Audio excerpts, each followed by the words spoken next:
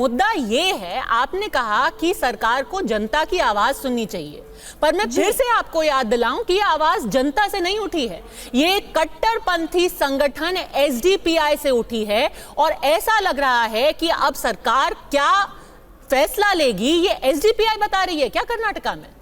SDPI कैसे सरकारी फैसले को वापस करवा सकती है? ये आपका वर्जन होगा, लेकिन आप अगर उस विवाद को देखेंगे, जिस तरह से सोशल मीडिया में वो वीडियोज वायरल हुए दोबारा से, तो वो कोई एक पर्टिकुलर संगठन नहीं बोल रहा है, वहां के बहुत सारे लोग हैं जिन्होंने ये बात उठाई। और सबसे बड़ी चीज खुद मंत्री जी ने भी कहा, कोई ज्ञापन दिया गया क्या सरकार को? क्योंकि मैंने तो जितने लोगों को सुनने की कोशिश की, एसडीपीआई के नेता थे, वो तकरीर कर रहे थे, वो भाषण कर रहे थे। और हम अपने दर्शकों को याद दिला दें कि एसडीपीआई है क्या।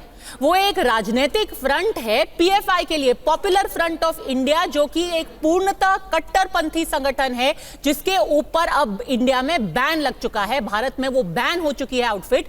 उसका जो फ्रंट है एसडीपीआई, क्या उन्होंने कहा विरोध प्रदर्शन में, एक बार आपको सुनवा देते हैं, फिर आप बता दीजिएगा मेरे को कि क्या एसडीपीआई को छोड़ करके किसी और ने भी आपत्ति जताई है? सुनिए एसडीपीआई ने क्या बोला। जिसने मंगलूर के अंदर जो बच्चियों को हिजाब से रोका, उसी शख्स को टीचर्स डे के दिन, उसी प्रिंसिपल को यही कांग्रेस की सरकार, सीएम सिद्धरामैया, उसको स्टेट अवार्ड, स्टेट ऑनर देने वाले हैं। कितनी शर्म की बात है, कितनी शर्म की बात है। तो हमारे बारे में कोई भी बात करने वाला नहीं है, हमारे बारे में कोई पूछने वाला नहीं है। चयनिका जी, एसडीपीआई ने बोला था कि मंगलूर का वो प्रिंसिपल क्यों उसको दिया जा रहा है, ये शर्म की बात है। 24 घंटे के अंदर अंदर टीचर्स डे के दिन उसको इस तरीके से अवार्ड उसका वापस ले लिया गया। वापस नहीं लिया गया। देखिए, आप फिर शब्दों का चयन गलत कर रहे हैं।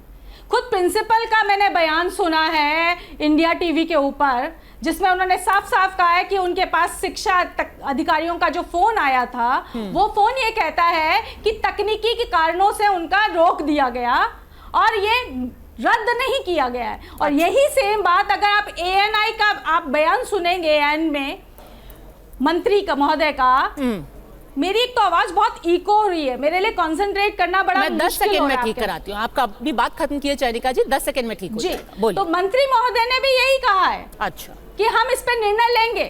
कोई भी चीज अगर विवादाग्रस्त हो रही है तो उस पर स्पष्टीकरण लिए बिना उस पर निर्णय ना लेना भी एक लोकतांत्रिक सरकार का तरीका नहीं है।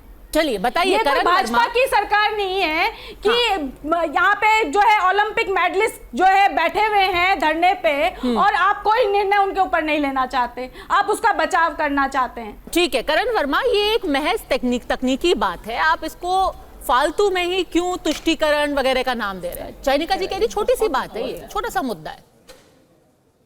पद्मजा जी, ये कांग्रेस के लिए एक छोटी सी बात है, क्योंकि वहां हमेशा से ये रीत चलती आई है कि मुस्लिम कट्टरपंथियों के आगे इनकी सरकार ने हमेशा घुटने टेके हैं। चाहे वो राजीव गांधी जी रहे हों शाहबानो के टाइम पे, जिन्होंने एक मुस्लिम महिला जिसको एलिमनी मिलने जा रही थी महज 62 रुपए, उसके ऊपर इन्होंने जाकर सुप्रीम कोर्ट के फैसले को पलट दिया। चाहे वो आज की रीत हो, हमें याद करना चाहिए पद्मजा जी, और आपने तो बहुत कवर भी किया था उस टाइम, कर्नाटका हाईकोर्ट ने अपनी ऑब्जर्वेशन में तक कहा कि ये जो पूरा हिजाब मूवमेंट है ये एक तरह से इंजीनियर्ड लगता है। और किसने इंजीनियर किया था? ये कैंपस फ्रंट ऑफ इंडिया, जो कि पीएफआई, जैसे आपने सही कहा, उनकी स्टूडेंट विंग थी। ये वही पीएफआई है जिसको विवेक जी की पार्टी ने एफिडेविट देकर केरला में कह रखा है टेररिस्ट ऑर्गेनाइजेशन है, और आज उनको बैन भी कर दिया गया है। एसडीपीआई जो उनकी पॉलिटिकल विंग है, उनके हर फरमान के आगे इन्होंने लाइन से घुटने टेके हैं। कुछ दिन पहले उन्होंने कहा कि जो लैंप पोस्ट है उस पर गदा के अंश नहीं होने चाहिए, कांग्रेस ने फरमान जारी कर दिया कि वहां पे हिंदू चिन्ह नहीं होने चाहिए। अभी इन्होंने जब कहा कि इस प्रिंसिपल से दिक्कत है तो इन्होंने उनसे अवार्ड वापस ले लिया। ये वही सोच है जिसने केरला में कुछ साल पहले, पद्मजा जी, करीब 14 साल पहले फादर जोसेफ के हाथ तक कटवा दिए थे कट्टरपंथियों के हाथों, क्योंकि उन्होंने कुछ ऐसा कह दिया था जिसको ब्लास्फेमी मान लिया गया था। तो आज कांग्रेस को यह फैसला करना है, वक्फ प्रॉपर्टीज को डेवलप करने के लिए 100 करोड़ देते हैं। सिद्धरामैया जी बैकवर्ड क्लासेस में सारे मुस्लिम्स को इंक्लूड कर लेते हैं। 10,000 करोड़ कहते हैं मुझे माइनॉरिटी के लिए खर्चना है, ये मेरा एम है हुबली में जाकर।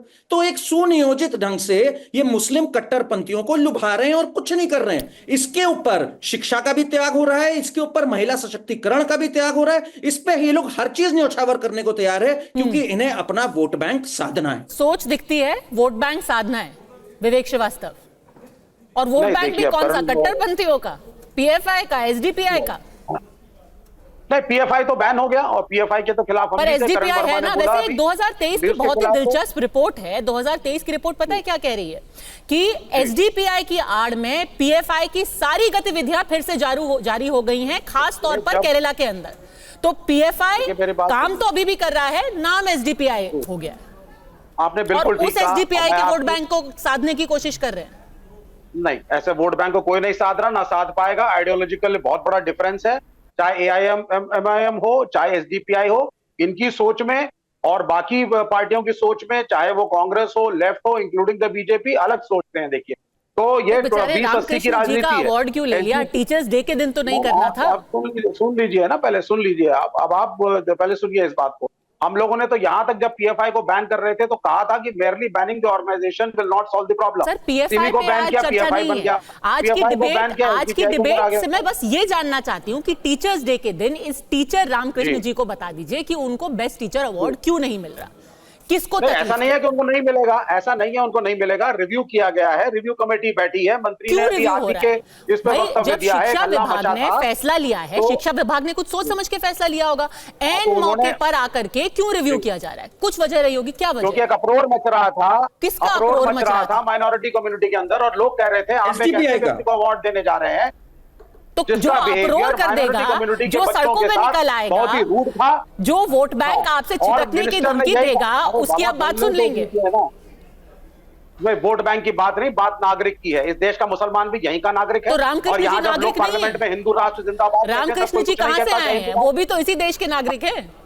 वो बिल्कुल अच्छी बात है। तो अगर रामकृष्ण जी के जी अब रिव्यू कमेटी बैठी है ना, बोला साहब अप्रोर मचा है, अगर वहां की माइनॉरिटी कम्युनिटी के लोग ये कह रहे हैं कि इनका बिहेवियर बच्चों के साथ, खासकर मुसलमान बच्चों के तो साथ फैसला अच्छा नहीं था। सरकार लेगी मिनिस्टर ने ये तो या नहीं कोई कहा। कमेटी एसडीपीआई ने अप्रूव मचाया है। फैसला शिक्षा विभाग लेगा या एसडीपीआई लेगा? बिल्कुल। तो एसडीपीआई बताएगा शिक्षा लेगा। विभाग को कि किसको देना SDPI चाहिए, कुछ नहीं भी देना है। चाहिए। तो उनकी SDPI सरकार कुछ बना नहीं है। दीजिए। ना एसडीपीआई के लेफ्ट सुनता है, ना कांग्रेस सुनते हैं, ना हम एआईएम की सुनते हैं, अच्छा। ना उनको इंडिया अलायंस में शामिल किया गया है, ना हमारे कॉमन मिनिमम प्रोग्राम में है। लेकिन अगर मुसलमानों की आवाम, माइनॉरिटी की आवाम, दलितों की आवाम या ओबीसी की आवाम कोई चीज रेस नहीं, करती आप है, दलित issue, ओबीसी को तो उस क्यों ले issue को आए? raise करना है, और बात political party को एसडीपीआई की हो रही है, आपने फालतू में ही दलित ओबीसी का भी मुद्दा उसमें जोड़ फालतू दिया। थोड़ी ना होता है, इसमें कोई मैडम, दलित ओबीसी का दलित मुद्दा नहीं है।